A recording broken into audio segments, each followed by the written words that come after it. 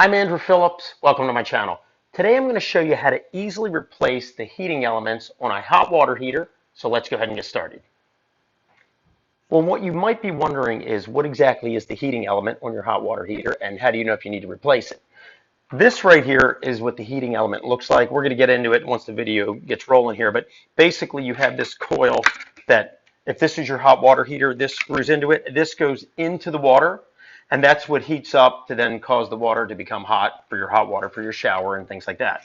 Now, most hot water heaters have two of these, and the one that we're going to be working on has two. And I'm going to show you how to test it and find out which one is bad and do you need to replace one, two, or whatever. Some have one, but for the most part, it's two. Now, with the heating element on there, you might be wondering, how do you know if you need to replace it? Well, I'll tell you what happened with the one that we're dealing with. First thing that happened is the hot water heater tripped on the breaker. So that was the first sign that something was up to cause it to trip. But on top of that, we didn't lose hot water, but rather the hot water was getting cold quick because we only had one of these heating elements working, so the water was not heating up as fast. So what happened, it tripped on the breaker box. After I went ahead and reset it back, we were still getting hot water, but it was like getting cold in very quick timing. In some cases, if you're losing both of them, then of course your water would go completely cold. So the next thing that we need to do, oh, and then on top of that, we were having water was sputtering a little bit coming out of the faucets. That's not always a symptom, but that can be part of it. So we had the sputtering water, the tripped breaker, and the water getting cold quickly. Those all are pointing to the heating element. I'm going to show you the two, and then we're going to test them to find out which one's bad, and that way we can replace it. Now, the first thing that you need to do is you need to find out what kind of heating element your hot water heater uses. You can do it by opening up these panels and looking at the specs on the back of the element. However, you don't need to do that because if you have a label like we have right here, and let's zoom in and I'll show you what we're looking at. It says right here, upper element, lower element. So it's a 4,500 watt, 240 volt by 208, and then you have 3,500. But when you're going to buy these, you want to make sure that you're looking at the voltage and the wattage. These are not interchangeable. You cannot put one that's higher than 4,500 in here. That's dangerous. So you want to stick to the specs. These are easy to find. You can pick them up at Ace Hardware, different hardware stores online. They're very inexpensive. You can get them anywhere from $15 to $20 if you want to get a better one, because there's different levels. You have like good, better, best, things like that. I've seen them as high as I think around 25, 26 bucks for the highest, as low as 16, 17 for a lower quality one. But this is what you're going to be looking for right here, is your upper and lower elements and what the specs are for the wattage and the voltage. And here it is listed right on here, 4,500 watt, 240 volt. Now let me show you what you're going to need in order to complete this video. You will need some kind of a hose that you can connect to your hot water heater because you will have to drain it after we shut the power off, so that way we can remove that. If you don't do so, water is going to come out, so you'll need the hose. You are going to need your heating element, and as we just looked at, you want to make sure that you get the specific one for your hot water heater. What I have here is one that's made for hard water because the water where I live is harder. Normally they're just kind of straight right out here, but those can fail quicker. So I went with this kind here. So depending on what kind of water you have, you may want to, I think it was like $5 extra, and go with the one that's a higher quality for the harder water conditions. Next, you are going to need a heating element socket. What I have here is a whole set. These are plumbing sockets for different faucets and all, but the heating element one is one of these bigger ones here. You can pick them up inexpensive at any hardware store as well. We'll need that to unscrew it. You will need a Phillips screwdriver and a flathead screwdriver. And then you will need a multimeter that can read ohms so we can properly test the heating elements that are in the hot water heater to see which one is faulty.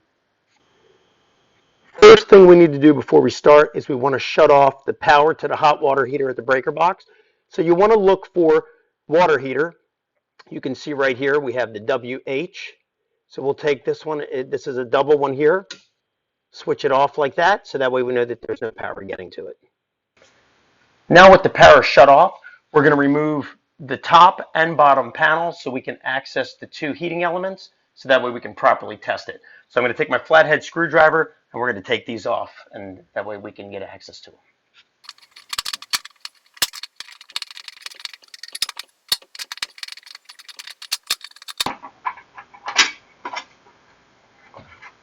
slide the panel out. You have this insulation that'll come out as well. Set that off to the side. Then you have this other piece of insulation that's tucked in. We'll pull that out of the way. Now accessing everything that we need here on the top one. Let me get a close-up so you can see what's in here, and then we'll move on to the bottom. I'm going to remove this cover. We have our upper thermostat up here, and then if we pull this out of the way, there's our upper element. So we'll just pull this out.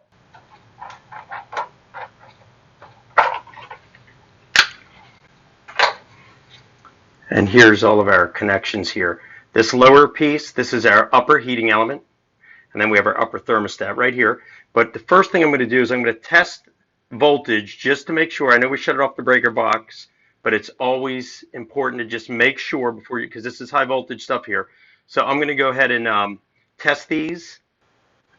We'll take our multimeter, we'll turn it to 250 AC, and we're going to test it. I'm going to show you what it looks like before we shut the power off, so that way you can see the difference, obviously, when it's off and no reading. The power coming into your hot water heater are these two top screws right here. So that's what we're going to be testing. So we have it on 250. We're going to put it on these two screws.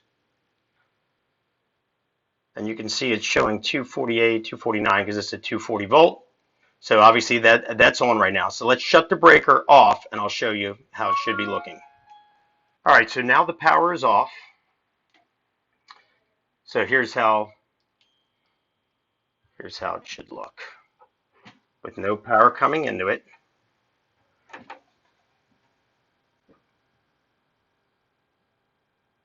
No power coming into it, you can see it's zero. That's how you want it to look. That's how you know that the power's off. Now that we've confirmed that the power is definitely off, the next thing we want to do, this is the back of our upper heating element. We're going to remove these two wires so we can properly test it with the ohm setting on our multimeter. If this one checks out fine, then we'll move on to the lower one. If this one checks out bad, then we know this is our problem.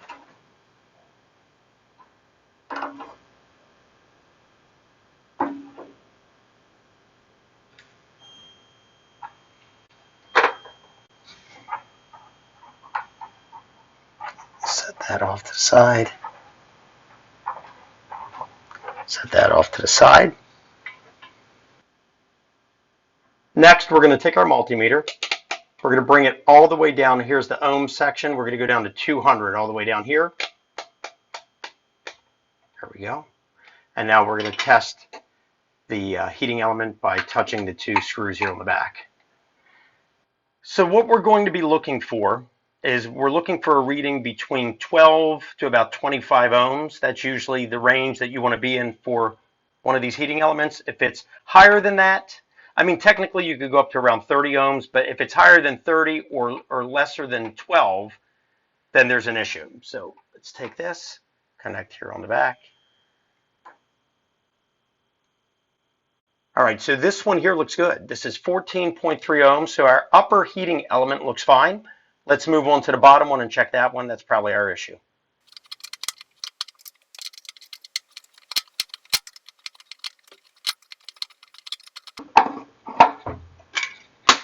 Same thing, pull that one out.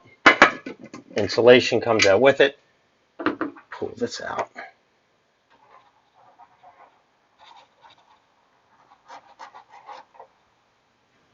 And this one has one of these caps on it as well. So we need to pop this off, and then we'll be able to get everything in there.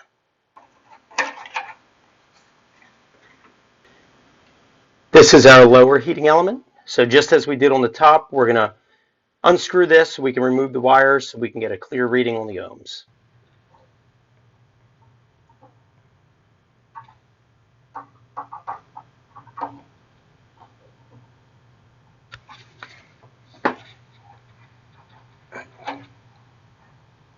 Pull that out.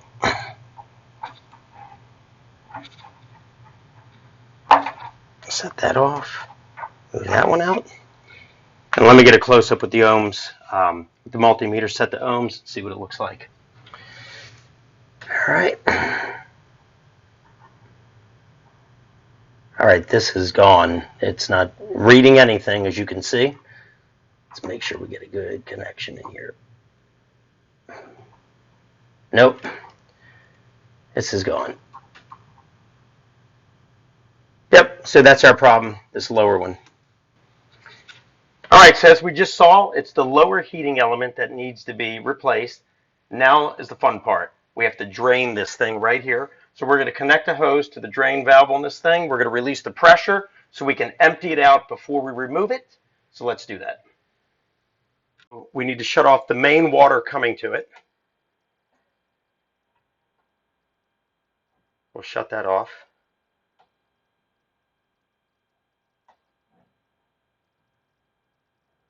So that way it won't be filling up as we're draining it. Here's the valve that we're going to open to drain it. So we're going to attach our hose onto this. So we'll just take it right here.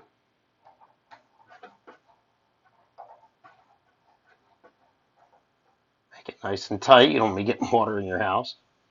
Or at least in my case, the hot water heater is here in the closet, off the kitchen closet, tucked back here. A lot of times it'd be down in the basement or in the garage.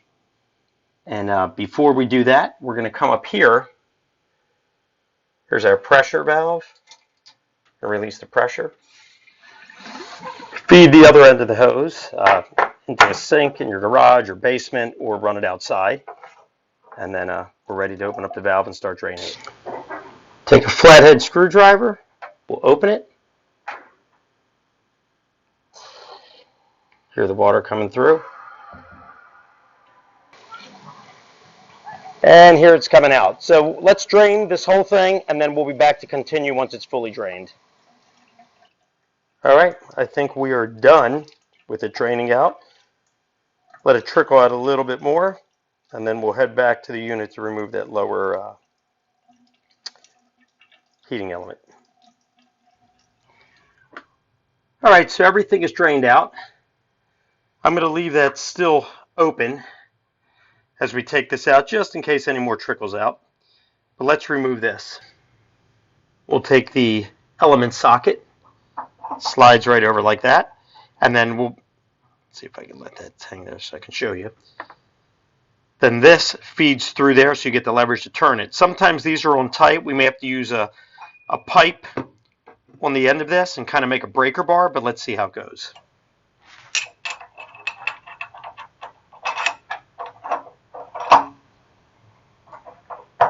Get a good grip on it. Yeah, these are on tight. Not having any luck budging it, so we're going to put this pole here on the end of it, make it into a breaker bar. There we go. Now we're moving it. So now I should be able to take it and use it this way. There we go.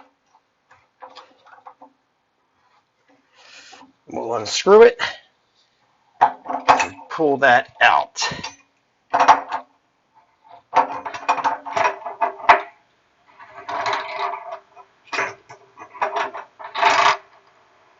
Let's see if I can just grab it. There we go. And it's important to get the water completely out, otherwise this will spray out. There we go. Let's pull this thing out and see. Okay. Whoa. Well, that's our problem right there. Look at all the buildup on this thing. Oh my gosh. Look at that thing. This is the new one that's going in, so you can see a comparison. This is also, as I mentioned already, made for harder water conditions. It's a better heating element. This one here is the cheaper one. But look at that. You get all that buildup on there, that will destroy these. So it's not a bad idea to flush out your hot water heater maybe once a year, get any of the buildup and junk flushed out of there. But next thing, I'm just going to get a close-up and show you something. You'll see a little rubber gasket right here. It's important to make sure that comes off. Sometimes those can be left behind because you have a new one on here. And if you don't get that out, when you screw that in, you're not going to get a tight enough bond and it's going to leak. So this one we don't need to worry about because obviously you can see it there. Came off.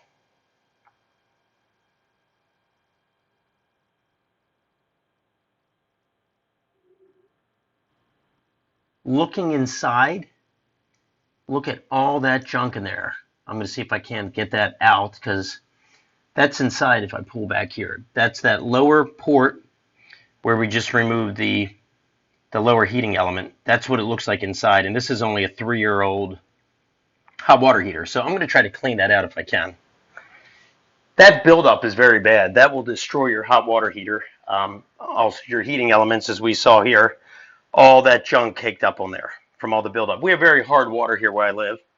I'm not going to get into it in this video, but I'm going to try to get that out of there because you don't want all that junk in there, because that's just going to cause more issues down the line. Sometimes if you can get a small enough hose in there on a shop vac, try to suck all that debris and junk out of there. But it's all down towards the bottom, which is why the lower heating element failed. So I'm going to go ahead and take care of that. I'm not going to get into this in this video. So we'll be back to put the new one in. Bring our new heating element, slide it in, and we're going to hand tighten it in first.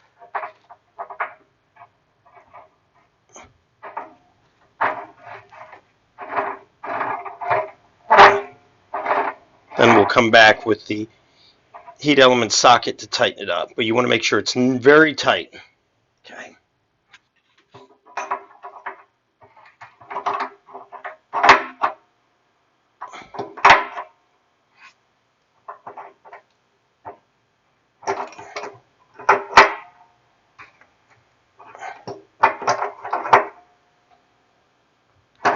And then I'm even gonna, we'll put the pipe on it like we had to do to remove it. Like make it into a breaker bar to get it real nice and snug. Get it here.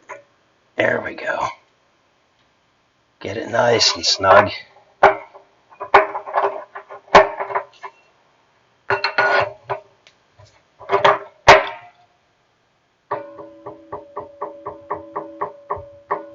There we go. And here's a close-up. You can see it. All nice and snug. That gasket is nice and crushed up against that to seal it. So let's go ahead and we'll put the wires back on. So we'll put the red one here, black one here, tighten it up, and then we can put the insulation and panels back on and start firing it back up. Take this.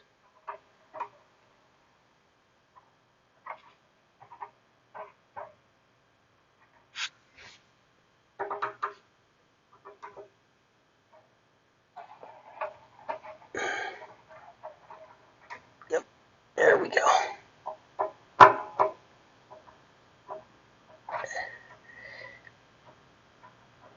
There. Make sure that's tight. Bring this one around here.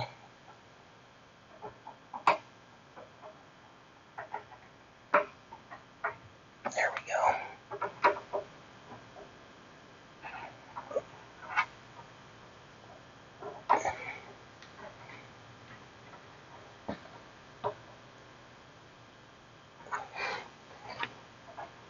Perfect. Now don't forget to put this cap back on. So we'll line this up. You'll see there's two little things. It locks up. And that's it. Clips on. And then now we can put the insulation back in. So this just goes right over the top like that. You have this little bottom piece here, tucks in like that. Insulation. And then we'll hand tighten this. I'm going to put this one on, then we'll be back. And before we seal this one up, I just wanted to show you, now that it's working, let's test the ohms and I'll show you what it should have looked like. Right on point, 12.5. As we mentioned at the beginning, you want to be between 12 and 25 or 30-ish, in that range is kind of where they can fall. But this one's obviously working fine. And we remember we saw the original one that we took out, it wasn't giving anything. Don't forget to put these clips on. We'll put that on.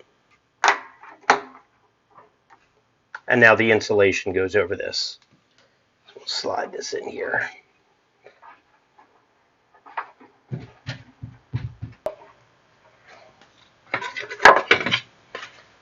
Slide that in. Insulation. And I'm going to screw this in and then we'll be back. Both panels have been put back on. So we have the valve down here. You want to make sure that it's closed. So we'll make sure it's closed, and then now we can disconnect our hose from it. That's good. And then looking here on this side, we have the pressure valve. We're going to go ahead, turn that back on. And now we're going to fill it with water first. After it's full, then we'll flip the breaker on, and we'll be done.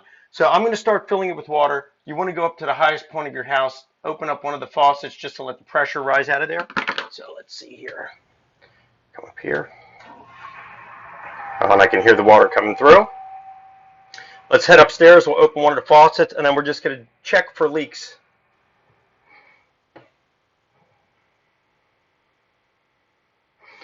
We'll leave that on, let any pressure get out. So the hot water heater is done filling up. So I've opened this up to check for leaks. And let me clear that up. Everything is dry in here, nothing dripping out, so we're good. I'm going to put that panel back on, and what I failed to show in the last one, I shouldn't have even put that on yet until we tested it. So I'm going to put everything back together. We're going to go back out to the breaker, turn that back on, let it heat up, and then we'll see how the water looks. All right, so we're back here. This is where we had shut it off. We'll turn it back on, let the water heat up. You can hear it right now. Now that we switched it on, doing its thing.